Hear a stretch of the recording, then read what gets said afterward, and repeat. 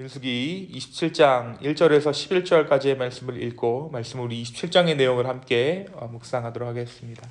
제가 먼저 1절을 읽겠습니다.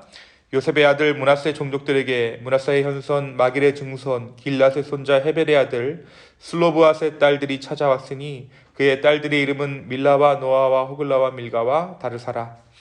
그들이 회막문에서 모세와 제사장 엘르아살과 지휘관들과 온 회중 앞에 서서 이르되 우리 아버지가 광야에서 죽었으나 여호와를 거슬러 모인 고라의 무리에 들지 아니하고 자기적으로 죽었고 아들이 없나이다. 어찌하여 아들이 없다고 우리 아버지의 이름이 그의 종족 중에서 삭제되리이까. 우리 아버지의 형제 중에서 우리에게 기업을 주소서 하매 모세가 그 사연을 여호와께 아뢰니라. 여호와께서 모세에게 말씀하여 이르시되 슬로브앗의 딸들의 말이 옳으니 너는 반드시 그들의 아버지의 형제 중에서 그들에게 기업을 주어 받게 하되 그들의 아버지의 기업을 그들에게 돌릴지니라. 너는 이스라엘 자손에게 말하여 이르기를 사람이 죽고 아들이 없으면 그의 기업을 그의 딸들에게 돌릴 것이요 딸도 없으면 그의 기업을 그의 형제에게 줄 것이요 형제도 없으면 그의 기업을 그의 아버지의 형제에게 줄 것이요. 함께 읽습니다. 그의 아버지의 형제도 없으면 그의 기업을 가장 가까운 친족에게 주어 받게 할지니라 하고 나 여호와가 너 모세에게 명령한 대로 이스라엘 자손에게 판결의 규례가 되게 할지니라. 아멘. 우리가 민수기 27장의 말씀을 함께 묵상합니다. 우리가 어제 민수기 26장의 말씀을 통해서 이스라엘의 2차 인구 조사에 대해서 함께 나누었습니다. 그들의 수가, 이스라엘 민족의 수가 1차 인구 조사 때에 비해서 전혀 줄지 않았다라는 것을 우리가 어제의 말씀을 통해 확인할 수 있었어요. 그것은 하나님의 은혜였습니다. 그것은 하나님의 정말 이스라엘을 보듬으시고 붙잡으시고 함께 하신 하나님의 은혜였다라는 것을 우리가 함께 확인했죠. 왜 그렇습니까? 이스라엘은 광야에서 끊임없이 범죄했고 그 결과 많은 사람들, 특별히 출애굽 1세대들은 모두 광야에서 하나님의 부르심을 받았지만 하나님께서 이스라엘을 신실하게 보호하셨다라는 것을 우리가 알 수 있는 2차 인구조사의 내용이었습니다. 이스라엘은 하나님의 명령대로 제비를 뽑아서 가나안 땅에서 그들의 땅을 분배하게 됩니다. 아직 땅을 차지한 것은 아니었지만 전쟁이 남았지만 그들은 하나님의 말씀에 순종해서 이 가나안 땅을 분배하게 됩니다. 오늘 말씀은 이 땅 분배 중에 있었던 일을 일화로 하고 있습니다.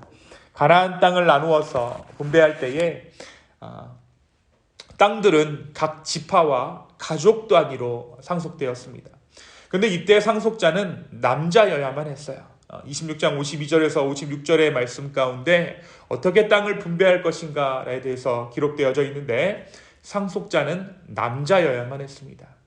아무래도 당시 군대로 부름받은 것이 남자들이었고 또 이 땅을 전쟁에서 차지해서 얻은 전리품 개념의 땅이었기 때문에 아무래도 남자들에게 상속하는 것이 당연하다라고 생각했던 것 같습니다. 그런데 남자가 상속받아야 한다는 이 조항에 문제가 있었습니다. 남자가 없는 가족은 땅을 배분받지 못했다라는 것이죠. 다시 말해 광야에서 남자 구성원을 잃은 가족은 상속자가 없기 때문에 땅을 배분받지 못하게 되므로 그들은 약속의 땅에 들어가서도 누군가의 종으로 살아야 했던 것입니다. 하나님께서 말씀하신 이 땅 분배 체계에 빈틈이 있었던 것이죠. 이와 같은 상황에서 가족 중에 남자가 없었던 5 처녀들이 이스라엘의 회중 앞에 나와서 모세 앞에 호소합니다. 어떻게 보면 죽음을 무릅쓰고 나아간 것이에요. 그들의 사연은 이렇습니다. 므낫세 지파의 슬로브앗이라는 사람이 광야에서 죽게 됩니다. 그런데 그에게는 아들이 없고 오늘 말씀에 기록되어져 있는 5명의 딸만 있었던 것입니다. 결국 이 슬로브앗의 딸들이 상속받을 땅이 없어지자, 다시 말해 가나안 땅에서 살 곳이 없어지고 누군가의 노예로 들어가야만 하는 상황이 되어지자 이들이 용기를 내어서 백성들과 모세 앞에 나아가게 돼요. 무엇을 요구하러 나아갑니까? 우리에게도 땅을 달라. 땅을 요구하러 나아가게 됩니다. 그리고 그들은 당당하지만 겸손하게 그들이 원하는 것을 요구하죠.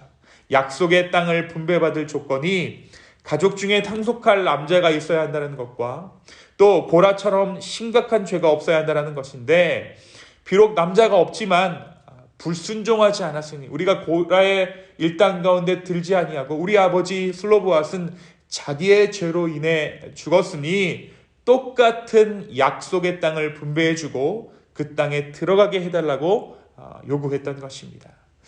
이와 같은 다섯 처녀들의 호소에 모세가 어떻게 합니까? 모세가 거절했던 것이 아니라 하나님 앞에 기도합니다. 그리고 나서 5절에 보니까 모세가 그 사연을 여호와께 아뢰니라 라고 기록하고 있어요. 무시해버리는 것이 아니라 단순히 그냥 율법을 손에 들고 율법대로 행했던 것이 아니라 모세가 이 사연을 가지고 하나님 앞에 아뢰입니다. 그러자 하나님께서 모세에게 말씀하시죠. 어떻게 얘기하겠습니까? 하나님께서는 여인에게도 상속의 자격이 있다라고 말씀해 주십니다. 6절부터 11절 오늘 저와 여러분이 읽으신 본문의 내용이 그것이에요. 그리고 새로운 상속 제도를 확립하십니다. 8절부터 11절까지 새로운 상속 제도에 대해서 말씀해 주세요. 아들이 없을 경우에, 남자가 없을 경우에 이렇게 형제에게 주고 그 형제를 통해서 여자들이 그 땅 가운데 살게 하는 새로운 상속 제도를 모세를 통해 말씀해 주십니다.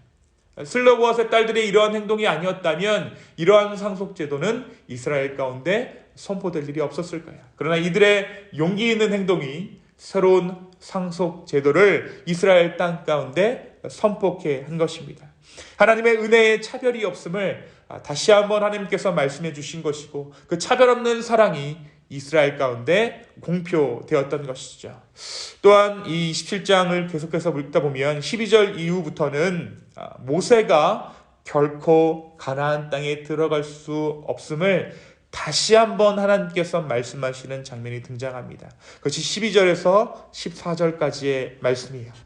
그러자 모세는 하나님께 나아가 자신을 대신해 가나안 땅에서 이스라엘 민족을 지도할 리더를 허락해달라고 간구합니다. 결국 누가 모세를 대신할 지도자가 되어집니까? 여호수아가 모세를 대신할 리더로 지목됩니다. 이스라엘의 1세대가 이제 모세의 죽음으로 완전히 마무리되어지고 새로운 세대가, 여호수아로 대표되는 새로운 세대가 가나안 땅에 들어가게 될 준비를 하고 있는 것입니다. 사랑하는 성도 여러분, 오늘 말씀 민수기서 27장이 우리에게 무엇을 말해주고 있을까요? 그렇습니다. 하나님은 공평하신 하나님이세요. 근데 우리가 이 공평하신 하나님을 생각할 때 잊어서는 안 되는 것이 있습니다. 하나님은 사랑으로 공평을 이루시는 하나님이세요. 하나님은 연약한 자들의 요구에 결코 모른 척 하시는 분이 아니라는 것이죠. 기계적인 물리적인 공평을 들이미는 것이 아니라, 잣대를 들이미는 것이 아니라 사랑 가운데 공평을 이루신다는 것입니다. 율법은 여성을 제한했습니다. 하지만 율법 또한 하나님의 사랑 안에서 세워진 것이죠. 어디까지나 하나님의 사랑이라는 원칙 안에서, 더 큰 원칙 안에서 인간의 삶을 유지시키는 제도였기에 하나님은 오늘 이 슬로보앗의 딸들에게 하나님의 기업을 허락해 주십니다. 그래서 예수님께서 이 땅에 오셨을 때 바리새인들이 묻죠. 무엇이 가장 큰 계명입니까? 그러자 예수님께서 말씀하십니다. 하나님 사랑과 이웃 사랑이다. 이 두 계명이 가장 큰 계명이다. 그렇습니다.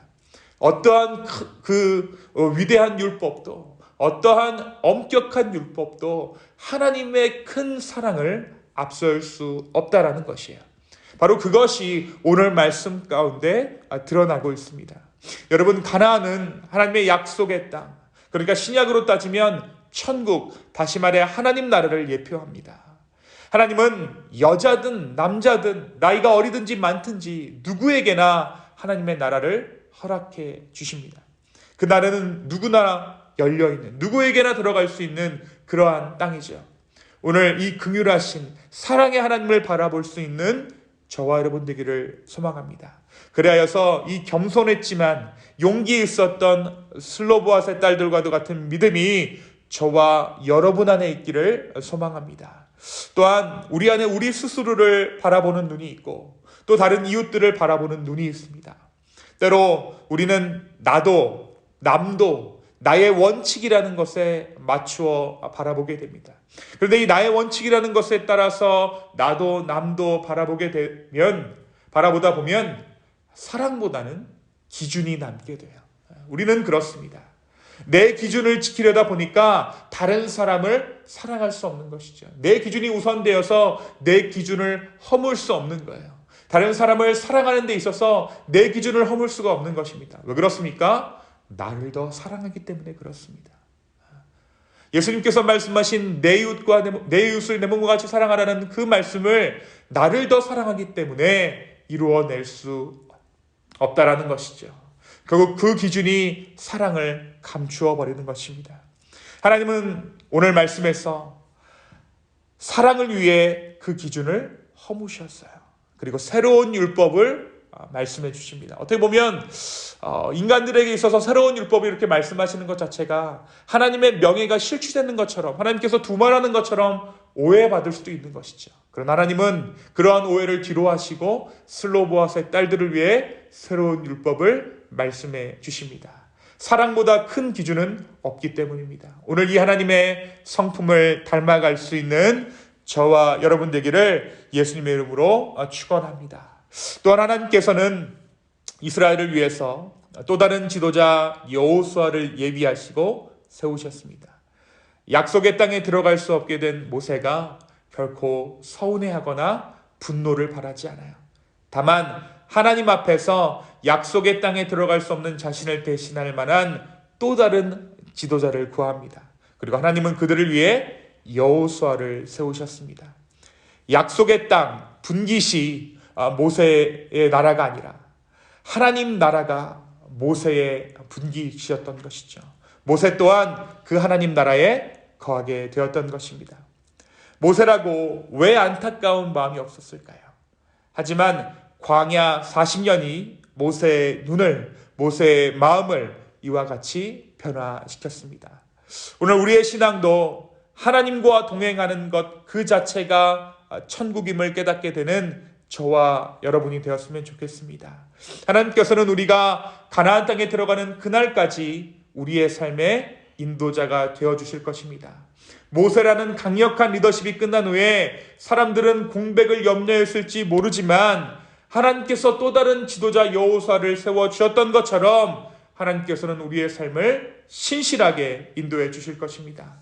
우리가 무언가를 의지하다가 그것을 더욱 의지할 수 없는 상황이 찾아왔을 때 하나님은 또 다른 차원의 인도하심을 통해 우리의 삶을 인도해 주십니다. 다만 우리가 구해야 하는 것은, 오늘 이 아침에 구해야 하는 것은 주님의 인도하심이에요. 주님을 의지하는 것입니다. 여호수아가 모세를 대신해서 이스라엘의 지도자로 세움을 받을 수 있었던 이유가 무엇이었습니까?